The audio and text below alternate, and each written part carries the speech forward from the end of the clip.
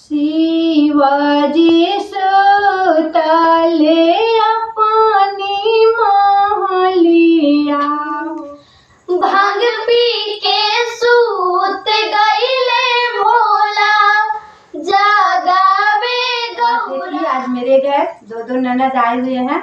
ये दोनों देखिए साड़ी में कितने खूबसूरत लग रही हैं। आज बहुत हम लोग को अच्छा लग रहा है। ननद बजाए दोनों। आज हम लोग तीज का गीत गाएंगे, तो पहले ननद लोग स्टार्ट करेंगे, है ना? हाँ, और हम लोग के बाद फिर भाभी भी आपको भी गाना है।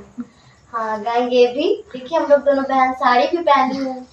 और तो चलिए आप सभी के बीच में भांग पी के सूत गईले भोला, जागावे गौरा। भांग पी के सूत गईले भोला, जागावे गौरा। ब्रह्मा जी जागावेलन, विष्णु जागावेलन। ब्रह्मा जी जागावेलन, विष्णु जी जागावेलन। लक्ष्मी जी आचारा डोलावे, जागावे गौरा। भांग पी के सूत गईलन भोला, जागावे गौरा। और अब आप गाइए, अब भाभी गाएंगे। भाभी को और ज्यादा गीत याद है। शिवाजी सुतले अपनी महलिया हो, गौरा रानी पूछ से का बात हो। शिवाजी सुतले अपनी महलिया हो, गौरा रानी पूछ से का बात हो।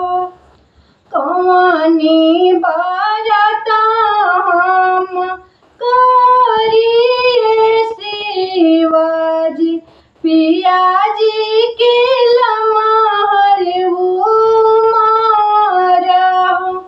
पिया जी के लमहर मारो, चमकती रहे सिंदूरा हमारो। चमकती रहे सिंदूरा हमारो। इतना बचना जब सुनले शिवाजी, मने मने गले मोसुकायो। मने मने गले मोसुकायो।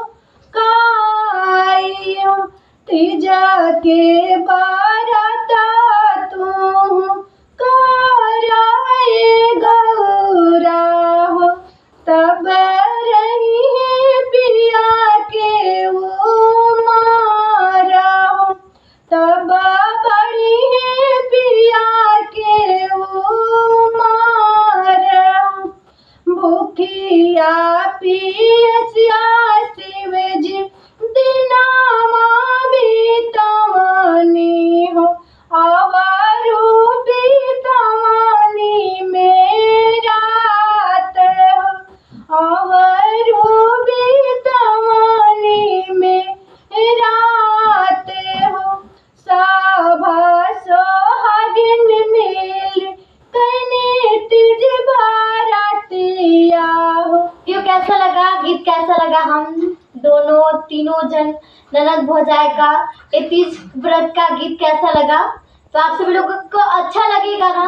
तो आप सभी लोग ढेर सारा शेयर और लाइक, साथ साथ चैनल को भी सब्सक्राइब कर लीजिएगा। और सभी लोग से गुजारिश है कि ढेर सारा शेयर कीजिएगा। सभी को दिल से प्रणाम। जय हो, हर हर महादेव।